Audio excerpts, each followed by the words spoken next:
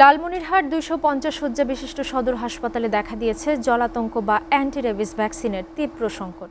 গত কয়েক মাস ধরে সরকারি সরবরাহ বন্ধ থাকায় চরম ভোগান্তিতে পড়েছেন কুকুর বা বিড়ালের কামড়ে আহত হওয়া সাধারণ রোগীরা। বাধ্য হয়ে বাইরে থেকে চওড়া দামে ভ্যাকসিন কিনে কয়েকজন মিলে তা ভাগ করে নিচ্ছেন। এ বিষয়ে বিস্তারিত জানাতে লালমনিরহাট থেকে সরাসরি যুক্ত হচ্ছেন সহকর্মী খায়রুল ইসলাম। খায়রুল, সাধারণ রোগীরা এই বাড়তি খরচ ও ভোগান্তি নিয়ে কি বলছে? হাসপাতালের এই সংকট নিরসনে কর্তৃপক্ষ কি ধরনের ব্যবস্থা নিয়েছে আমাদের জানাবেন।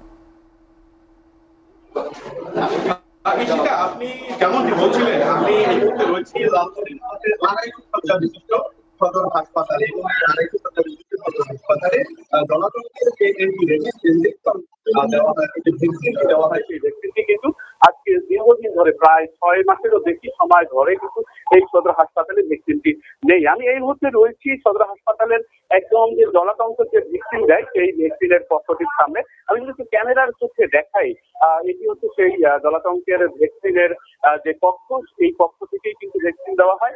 এখানে কিন্তু সুস্পষ্ট ভাবে লিখে দিয়েছে কর্তৃপক্ষ যে সরকারি ভাবে জলাতঙ্ক এআরভি ভ্যাকসিন সরবরাহ একদমই নেই, বাহির থেকে এটিকে ক্রয় করতে হবে। এবং জলাতঙ্ক ভ্যাকসিন এখান থেকে আসার পরে আমরা দেখছি যে অনেকেই কিন্তু এসে সারিবদ্ধ ভাবে লাইনে দাঁড়িয়ে অপেক্ষা করছে।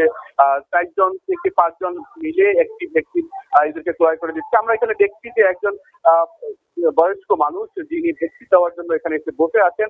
আপনি এখানে কেন বসে আছেন এবং কতক্ষণ ধরে বসে আছেন, আর আপনি ভ্যাকসিন দিয়েছেন কিনা, ভ্যাকসিন না পাওয়ার কি কারণ একটু জানাবেন।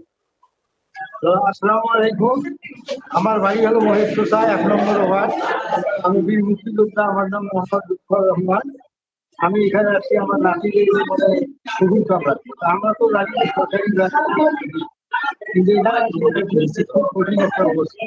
সেটা হলো এই, যেমন এখানে আসলে কিনে খাই, একটা ইনভেস্টমেন্ট নাই।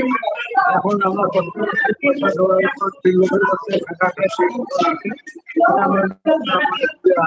কষ্ট মনে হয়। এখন প্রত্যন্ত দিয়েছি বা যেগুলো আরো কি নেওয়া যাচ্ছে, ওই সব কিনিয়ে নেওয়া, এটা আমাদের একটা বৃহস্পতিবার।